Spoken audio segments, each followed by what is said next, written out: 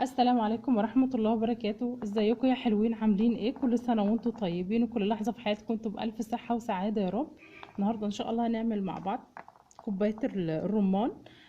بنروح المحلات بتاعة العصير والايس كريم وكده بنلاقيها دلوقتي بتتباع وبتمنها، يعني تمن الكوباية الواحدة بتمن 3 أو 4 كيلو رمان. فالموضوع مش مستاهل يعني، واحنا بطريقة بسيطة هنعملها حلوة جدا وطبعا مغذية جدا جدا. يلا نسمي الله ونصلي ونسلم على سيدنا رسول الله ونشوف المكونات بتاعتنا هتبقى عاملة ازاي والفيديو بتاعنا عامل ازاي. اول حاجة حبايبي هنسمي الله ونشوف المكونات اللي معانا ايه. معانا طبعا رمان، ولازم نستغل الموسم بتاعه، بيبقى جميل جدا الفترة دي، بيبقى حلو قوي كمان ان احنا نخزنه ونعمل منه حاجات كتير. معانا سكر ومعانا التلج، حاجات بسيطة جدا وسهلة. هنسمي الله مع بعض ونشوف كمان اسهل طريقة ان احنا نقشر بيها الرمان. بصوا، هي الرمانة اصلا هتمسكوها تشوفوها هتلاقوها مضلعة كده لوحدها اهي. نعملها صفوف كده زي ما بنقشر البرتقان كده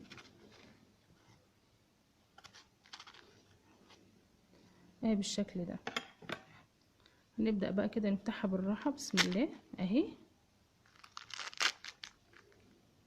نحط البولة كده تحت ايه، تحت ايدينا عشان اللي يقع يقع فيها. يعني سبحان الله اهو، شايفين اهو بقت صفوف كده معانا اهي، وبقت سهلة جدا ان احنا ننزل الرمان منه. ممكن تقومي عاملاها كده وتقومي قلبها بأي حاجة تخبطي عليها تلاقيها برضو نزلت، بس انا شايفة ان برضو الطريقة دي حلوة مش وحشة. بصوا الرمان سبحان الله شكله حلو قوي، لونه يجنن.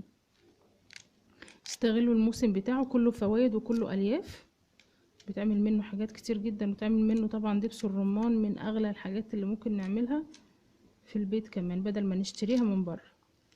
هبقى اعمله معاكم في مره، طريقته سهله جدا وقيمته الغذائيه عاليه جدا.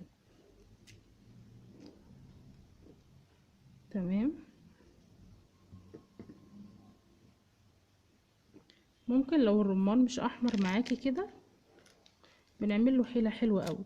بنجيب حبيتين وردتين بتاع الكركديه ونحطهم في ميه سخنه، تلاقي الميه احمرت، فبنقوم عاملين بيه الرمان. ساعات كتير لما بعمل العصير ويبقى الرمان بتاعي مش احمر بعمله كده، وردتين بس من الكركديه علشان بس ايه ما يعليش الضغط معانا، وبنقعه شويه بتلاقي الميه احمر. بدل ما بنحط ميه عاديه لا بنحط ميه الكركديه، طبعا بنصفيه وبناخده نعمل منه الرمان، بيبقى حلو جدا وكمان قيمته الغذائيه بتبقى اعلى. تمام كده.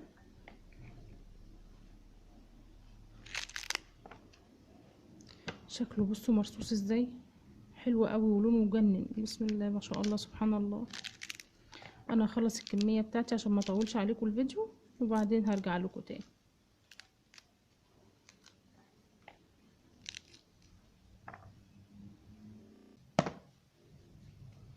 تمام كده.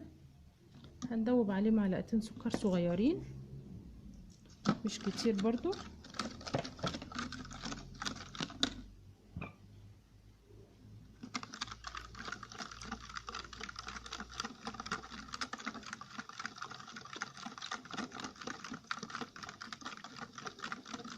ممكن تحطي عسل بدل السكر.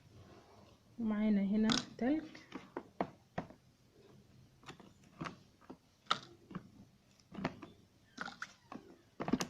الكوبايه دي عايزه اقولك تمنها مش طبيعي بره، ان احنا نطلبها في المحلات بتاعه العصير وكده،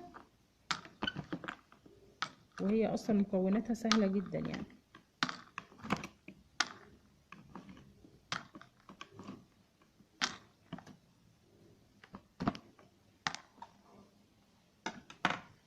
تمام كده.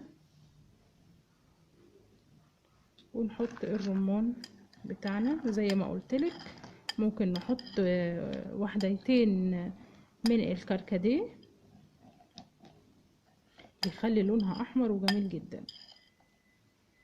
هو احنا زي ما احنا شايفين هو بصراحة مش مستاهل، وعايزه اقولك ان هو كل ما بيتساب كمان في التلاجة بيبقى احلى واحلى. او بالشكل ده جميل جدا.